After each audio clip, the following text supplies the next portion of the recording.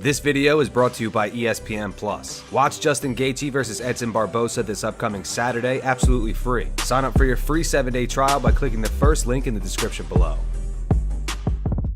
Conor McGregor has announced his retirement on Twitter. Conor tweeted, "Hey guys, quick announcement. I decided to retire from the sport formerly known as mixed martial art today. I wish all my old colleagues well going forward in competition. I now join my former partners on this venture, already in retirement. Proper pina coladas on me, fellas." Just yesterday, Conor McGregor was on The Tonight Show with Jimmy Fallon, and on the show, Conor said although him and his family are set for life financially, he's eager to fight again. I'm in a position now, there are a lot of, like I said, this whiskey is my baby, I have a lot of great entities. I don't necessarily need to fight. I am set for life. My family is set for life. We are good, but I am eager to fight, so we'll see what happens. So do you guys think Conor is actually retiring? Let me know in the comments below.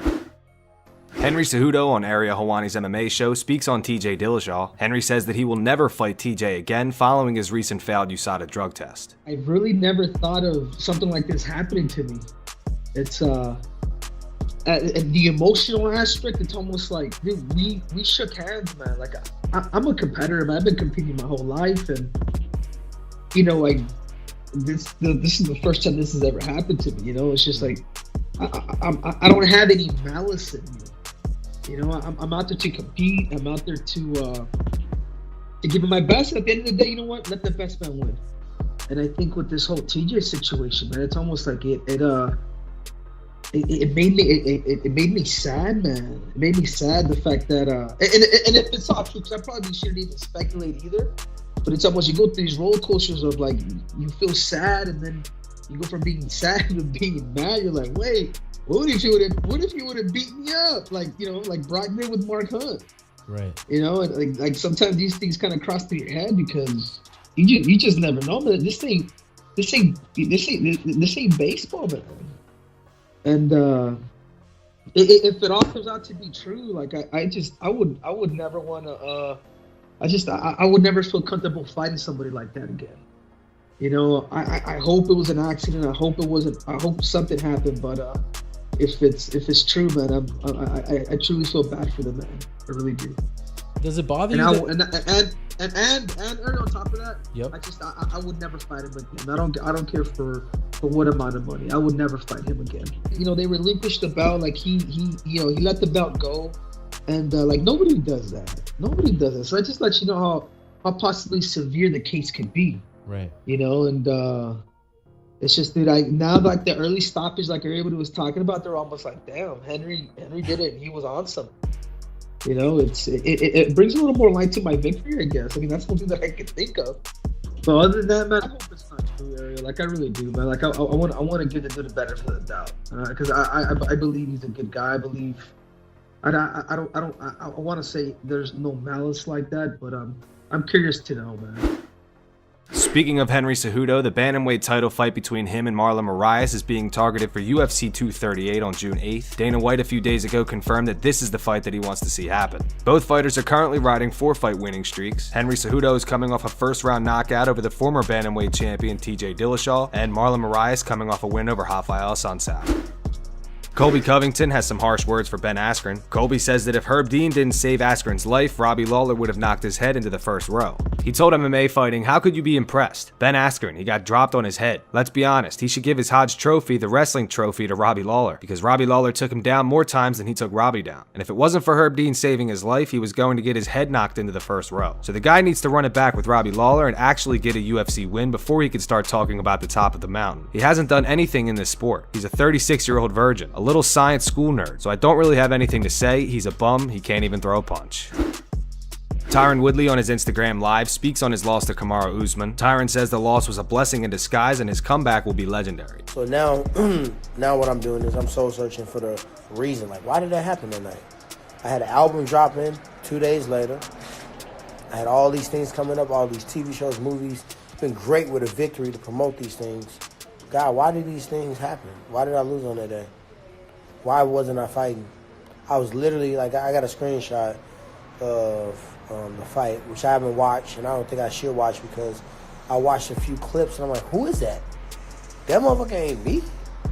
That's my shell, that's my body, that's my skin, but my soul, my spirit wasn't there. Like, when I stumped down, I might have stumped too much. I might have stumped too hard in the octagon. I think when I stumped, my spirit jumped out of my body. Because I watched it, I'm like, he hit me with that? He took me down with that? I let that happen? I didn't get up off the ground? I didn't push forward? I was down 2, 3, 4 rounds, and I ain't come out swinging like crazy in the 5th round. It didn't make no sense to me. So, yeah, things happen for a reason. That's real talk. But what I realized is that Usman came out there and fight. And he fought. And he had a game plan. And he executed. Yeah, you know, it's just something that you gotta learn from. But long-winded way of saying, I'm here. I ain't going nowhere. This comeback's going to be severe. Comeback's about to be legendary. And I really had to listen. Homie Reggie Bush sent me something about all the greats. Muhammad Ali, George St. Pierre. They became greater and they got more. I'm looking forward to it, man. In a weird, really weird, creepy way. It's kind of a blessing in disguise, you know what I mean? I will come back stronger than ever. I will come back more vicious than ever. I will come back more focused than ever. And I will get my throne back.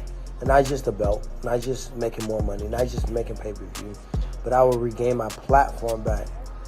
And, you know, that's what I'm excited about. So, yeah, right now I'm being gentle on myself with comfort because I'm very critical on myself. And this is something that my counselor told me. And I'm going to heal my body, heal my mind, heal my spirit. So I'm working on the inside first. You know what I mean? Getting rid of all the negative thoughts, all the negative emotions. Get myself at peace, listen to God, get clear. Clean up the diet next. So I visualize in second. Watching film, breaking down film. Then start eating, running. Then start boxing, wrestling.